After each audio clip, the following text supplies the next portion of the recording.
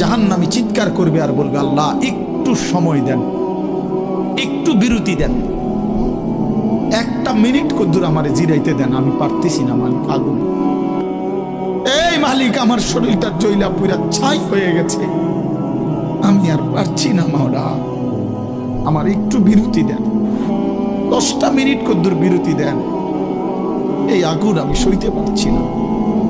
আল্লাহ তাআলা বলবেন, লা ইউফাত্তারু আনহুম, না নাফরমান, 1 সেকেন্ডের বিরতি মিলবে না। অহুম ফীহি মুবলিসুন, আল্লাহ বলে জাহান্নামী চিরদিন অনন্তকাল মলিন চেহারা, বিমর্ষ চেহারা নিয়ে পড়ে থাকবে, কোনদিন তার মুখে হাসি ফুটবে না। ওমা যালামনাহুম ওয়ালাকিন কানু হুমুজ জালিমিন, আল্লাহ তখন বলবে, নাফরমান জাহান্নামী, আমি তো তোমার উপরে জুলুম করি নাই বান্দা, তুমি তো নিজেই নিজের উপরে জুলুম করেছিলে,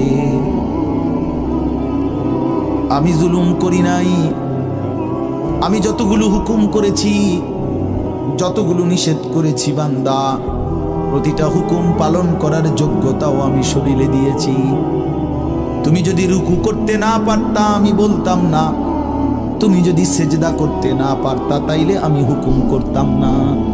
আমি তো গাছকে বলি নাই সেজদা করতে, তোমারে বলছি।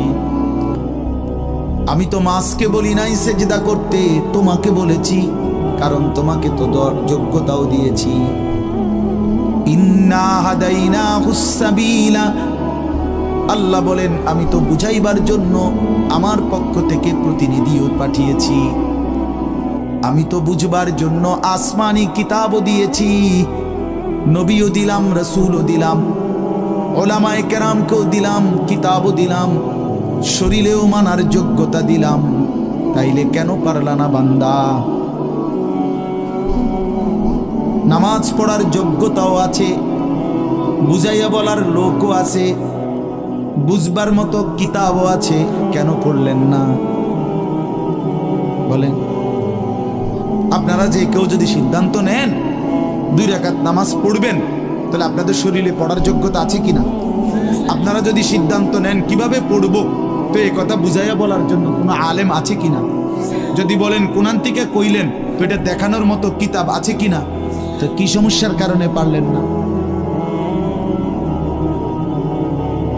বন্ধু বলেন, প্রিয় ভাই বলো, আমার নওজোয়ান সন্তানরা বলো, ভাইয়া কি কারণে পারলা না?